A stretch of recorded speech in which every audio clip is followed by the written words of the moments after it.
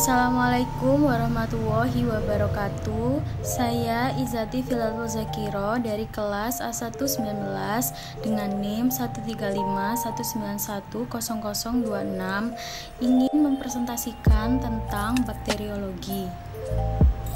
Bakteriologi yaitu ilmu yang mempelajari tentang kehidupan dan klasifikasi bakteri, struktur anatomi bakteri, interaksi antara sel bakteri, dan tanggapan bakteri terhadap perubahan pada lingkungan hidupnya.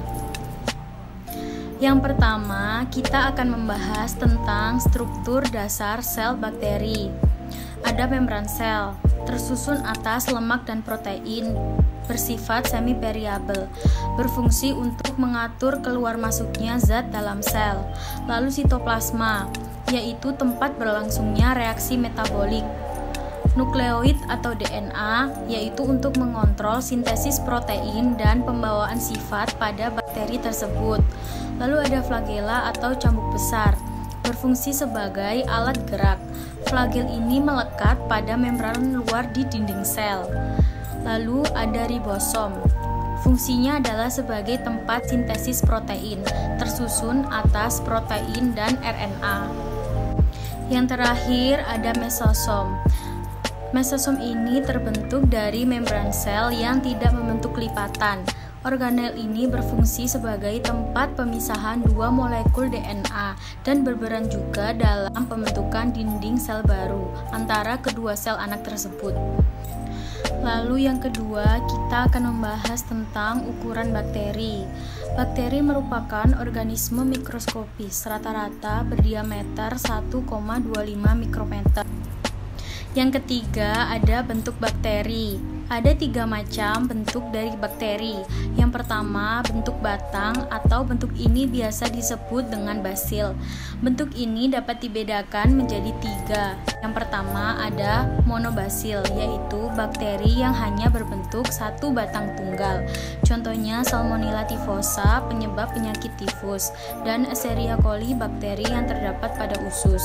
Lalu ada diplobasil, yaitu bakteri berbentuk basil yang bergandengan dua-dua. Yang ketiga ada streptobasil, yaitu bakteri berbentuk basil yang bergandengan memanjang membentuk rantai. Contohnya Bacillus anthracis, penyebab penyakit antraks. Lalu ada Streptobacillus monniformis azobacter, bakteri pengikat nitrogen. Yang kedua ada bakteri kokus. Bakteri ini biasa disebut dengan bakteri bulat. Bakteri kokus dapat dibedakan menjadi 4. Yang pertama monokokus, yaitu bakteri berbentuk bola tunggal. Contohnya Monococcus gonorrhoeae, penyebab penyakit kencing nanah. Yang kedua diplococcus, yaitu bakteri berbentuk bola yang bergandengan dua-dua. Contohnya Diplococcus pneumonia, penyebab penyakit pneumonia. Yang ketiga ada Streptococcus, yaitu bakteri berbentuk bola yang berkelompok memanjang dan membentuk rantai. Contohnya Streptococcus lactis, Streptococcus pyogenes, penyebab sakit tenggorokan, dan Streptococcus thermophilus untuk pembuatan yogurt. Lalu yang terakhir ada Staphylococcus, yaitu bakteri berbentuk bola yang berkoloni seperti buah anggur. Contohnya Staphylococcus aureus, penyebab penyakit radang paru-paru. Yang ketiga yaitu ada bakteri Spirilia.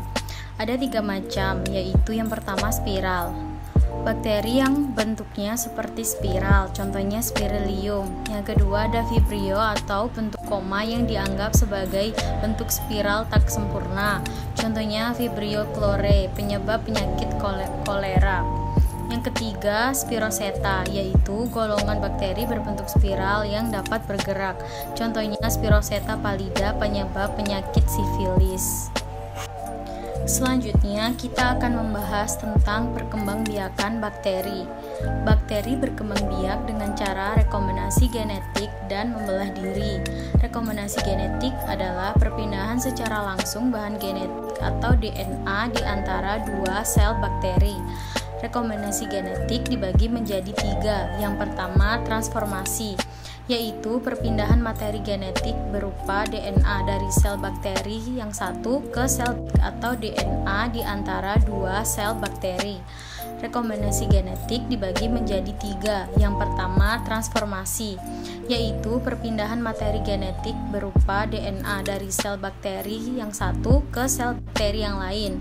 Lalu yang kedua ada transduksi, yaitu pemindahan materi genetik bakteri lain dengan perantara virus.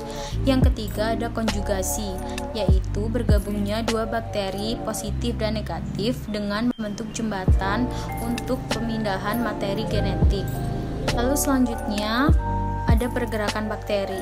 Bakteri dapat bergerak menggunakan flagel. Flagel yaitu bulu-bulu cambuk yang dimiliki oleh beberapa jenis bakteri dan letaknya berbeda-beda tergantung pada spesiesnya.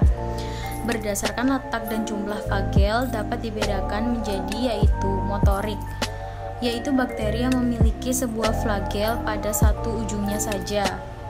Yang kedua yaitu lopotik, yaitu bakteri yang pada satu ujungnya memiliki lebih dari satu flagel. Yang ketiga ada amfitrik. Selanjutnya kita akan membahas tentang mekanisme bakteri dalam menimbulkan penyakit. Yang pertama yaitu invasi. Invasi adalah kemampuan dari bakteri untuk menyerang dan menyebarkan penyakit itu. Yang kedua ada toksigenitas, yaitu kemampuan bakteri untuk membentuk toksin. Selanjutnya kita akan membahas tentang macam-macam dari bakteri. Berdasarkan sumber oksigen yang diperlukan dalam proses respirasi dapat dikelompokkan menjadi yang pertama, bakteri aerob, yaitu bakteri yang menggunakan oksigen bebas dalam proses respirasinya. Contohnya, Nitrosococcus, Nitrosomonas, dan Nitrobacter. Yang kedua ada bakteri anaerob, yaitu bakteri yang tidak menggunakan oksigen bebas dalam proses respirasinya. Berdasarkan kebutuhan oksigen, bakteri dikelompokkan menjadi 3, yaitu bakteri aerob obligat, yaitu bakteri yang hanya dapat hidup dalam suasana yang mengandung oksigen. Contohnya Nitrobacter dan Hydrogenomonas. Lalu yang kedua ada bakteri anaerob obligat, bakteri yang hanya dapat hidup dalam suasana tanpa oksigen. Contohnya Clostridium tetani. Dan yang terakhir ada bakteri anaerob fakultatif, yaitu bakteri yang dapat hidup dengan atau tanpa oksigen. Contohnya Escherichia coli, Salmonella typhus, dan Shigella. Berdasarkan cara memperoleh makanannya, bakteri dapat digolongkan menjadi 2, yaitu yang pertama bakteri heterotrof, adalah bakteri yang memperoleh makanan berupa zat organik dari lingkungannya karena tidak dapat menyusun sendiri zat organik yang dibutuhkan.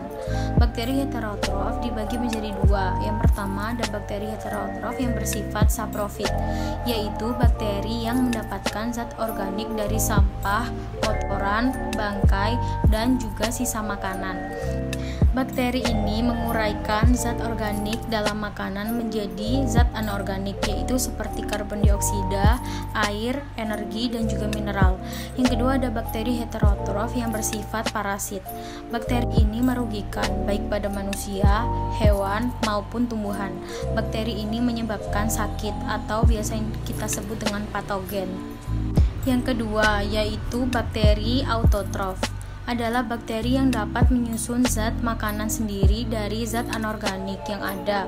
Bakteri autotrof dibagi lagi menjadi 2, yaitu bakteri fotoautotrof, yaitu bakteri yang memanfaatkan cahaya sebagai energi untuk mengubah zat anorganik menjadi zat organik melalui proses fotosintesis. Contohnya seperti bakteri hijau dan bakteri ungu.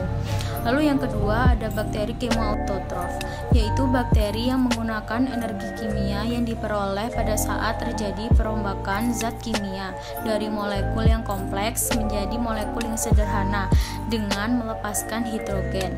Contohnya nitrostotrof, yaitu bakteri yang menggunakan energi kimia yang diperoleh pada saat terjadi perombakan zat kimia dari molekul yang kompleks menjadi molekul yang sederhana dengan melepaskan hidrogen. Contohnya Nitrosomonas, Nitrosococcus, dan juga Nitrobacter. Sekian penjelasan yang dapat saya sampaikan. Mohon maaf apabila ada salah kata dan kekurangan. Wassalamualaikum warahmatullahi wabarakatuh.